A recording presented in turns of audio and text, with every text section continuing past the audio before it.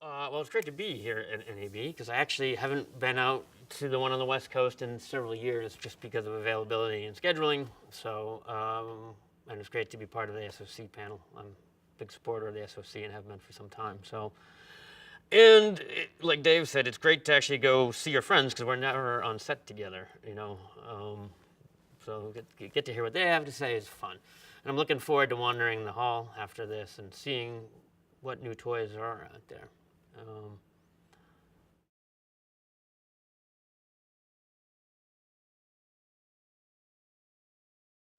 I mean, I look at it as all tools in the shed, and the more tools you have in the shed, the easier it is to do certain things. But I try not to get too obsessed with specifics on tools. I mean, as a Steadicam guy, you inevitably buy your gear and you own your gear. But my rule with gear in general is the more invisible it is to me, the better. Meaning, I just want it to work, and I want it to better aid in what I do. But I try not to really get too bogged down with it.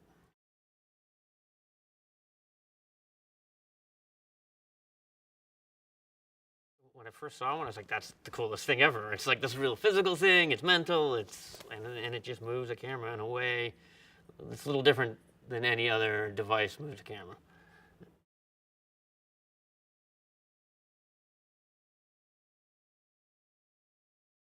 Any shot starts with a story. You know, it is a story. So why are you using that tool? What's the story you're trying to tell? And what Steadicam does quite well, although you can do it with other devices, of course, is lets you continue a story in one shot. You know, the oneer, if you will. And if that can be done on a dolly, great. Use a dolly because if you at best your Steadicam shot's going to look like a dolly shot. So if it can be done on a dolly, you do it on a dolly. So it goes back to the tools thing. But Steadicam certainly allows you, you know, a smooth shot with the flexibility of being able to go around corners or you know, change it. You know, or if maybe you are doing a scene with an actor where you don't want to bog them down with a mark, and the terrain doesn't allow for, you know, dance floor or, you know, moving a dolly easily. So you're doing it on a Steadicam for that reason. There's a lot of different reasons to use it.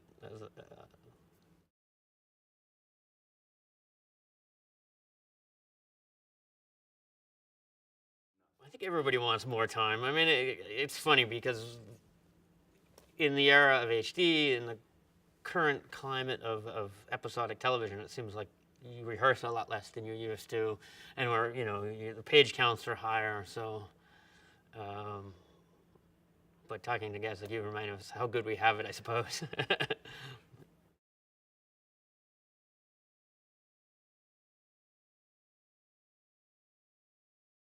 I like to do different things. I like to be challenged. I just did my well, maybe it's not technically my first half-hour comedy, but I do most of these very serious stuff. And I just did a show called The Detour as the A-camera operator, and it's actually season 2 of a show I had nothing to do with season 1. That was shot elsewhere, and sort of the theme of the show is that they have a theme by the season, and this season they're in New York. But it was fun, very different than anything I've done. A lot more cross coverage. I tend to do, you know, most drama you do one side and then you light and turn around and do the other side. It was good to go to work every day and laugh. It's different.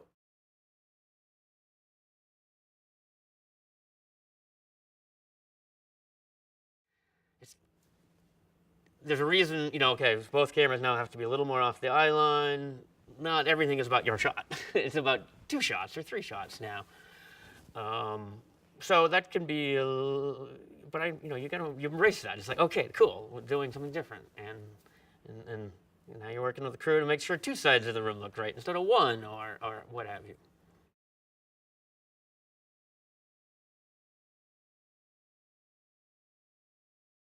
I think too. I mean, even though we still call all these shows single camera shows, almost every single camera show is really 90% of the time they're rolling 2 cameras.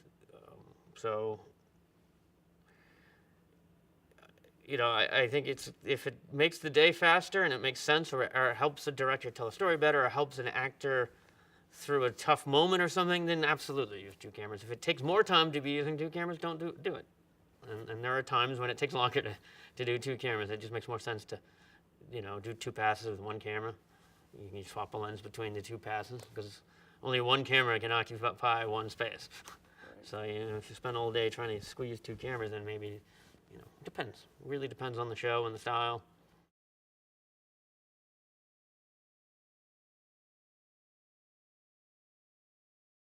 The biggest thing is I got to watch season 1. I've actually never done it that way before. So I was like, oh, a lot of times on a show, I haven't done the pilot.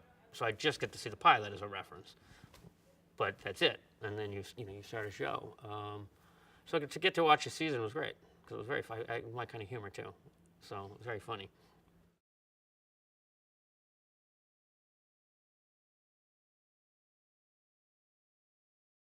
You try to make it your own within the confines of filmmaking, which is not really a one-person medium anyway. So I don't think it really changed a whole. I don't know if it changed that part of my process much at all. Still you're working with a director and a director of photography. In the case of that particular show, our lead actor is executive producer, and there's less voices than some episodic television, and that's great because you get on the same, you work with them on that vision, and it was a lot of fun.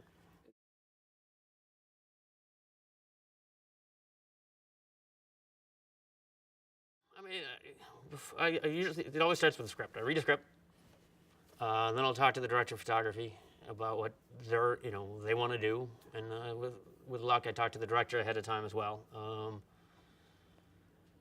They don't generally bring operators and location scouts or that sort of thing. So a lot of times I'm not meeting a director until the first day of a shoot, which is interesting, but that's frequently the way it works now. But then if something catches my eye in the script, I'll ask specifically, how do you want to do that? Oh, I see there's a jogging scene in Central Park. What are we thinking? An electric car to do that? Or, do we want to be moving with the actor, or is it long lens? That type of thing. But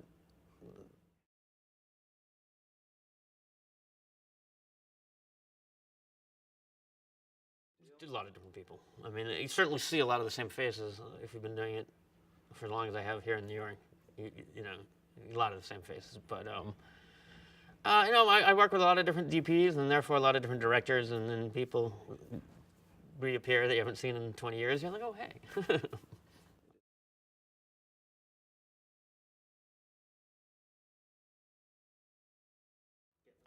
Yeah, I have been on projects where they bring you on the scout, but yeah, generally it's a money thing. People, a lot of times too, operators aren't hired that far out by the time. So generally, by the time I'm on a project, the director of photography and the director have been talking for a while, which is fun. And then you just tune in to that conversation, become part of that conversation.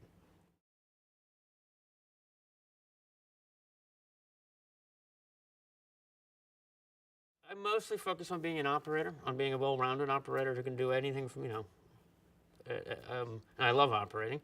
And, there's an old half joke that we have the best job on set because we go home when it's a wrap. We're in at call. We go home when it's a wrap. We don't have to deal with all the stuff that tends to follow DPs home at night. So. That was my favorite part of the day. I mean, I love lighting. I had a job at a lighting rental house. I had a brief career as an electrician before I got into camera because I wanted to learn it. But I love operating, whether it's Steadicam or on a dolly or a techno crane, handheld. It's fun.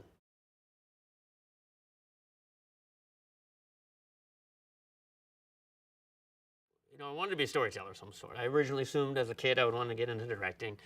And then I think I thought more about being a DP, through college and all that. But then I just fell in love with operating, and Steadicam is such a beautiful way it's a beautiful tool.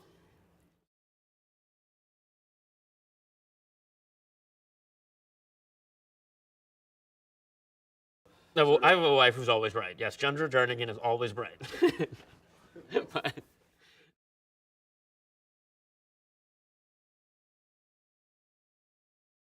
it's fabulous. I mean, I did my first reel, ironically, I got a reel together. I hadn't done one in like 4 years. First one in like 4 years, a Steadicam reel.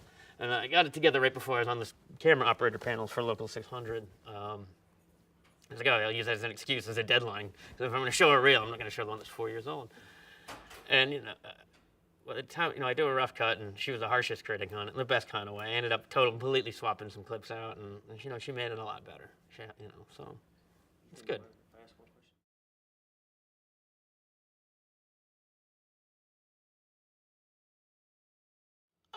Ideally, you always have a good relationship with your actors as an 8-camera operator, whether it's film or HD, but certainly with H, with HD and the tents and the monitors, a lot of times the DP is further away than they used to be, and or the director, so it makes it that much more important for the camera operator to have that kind of relationship with the actors. But I always say the camera operator is the front line, because the first thing the actor sees when they look up is you. So.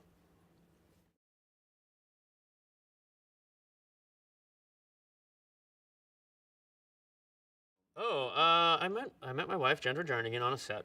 I came to New York to replace a friend of mine to shoot a short film. I was living in Boston, Mass. At the time, and he got like a real paying job, and I was like, oh, I haven't been in New York in years. I'll go to New York and shoot a short film, and she was my gaffer. And that's technically the second time we met, but the first time I'll save for another. No, ironically, I'll tell that story quickly too. While she was still in college, I was working in a lighting rental house, and I ended up, my boss was going to rent some lights to this NYU film shooting in Rhode Island. He's like, will you go out and be the gaffer, make sure my gear's doesn't get busted? So I went out, and I remember she walked up to me day one and was like, you're the gaffer. I'm Jundra. I want to do what you do. And we lost touch because, that was a few days, and then we re-met on the story I just told. And so and you connected the first experience to the second? Oh yeah, no, we remembered each other well. I mean, we kept in touch a little bit, in the interim of, I guess it was 4 or 5 years. We kept in touch a little, but then fell out of touch. So cool. And then no, I called her up. I was like, because I inherited her as a gaffer because she was already hired. And I was like, oh, Jundra Robinson, I know that name. So I called her up, left her a message on the machine, and she calls me back. Of course, it's me. And yeah. She must have been a pretty good gaffer. Yeah, she's great. And I'm slowly working my way backwards. She works her way up. I figure by the time she's producing, I'll be a PA because I was the DP and she was a gaffer.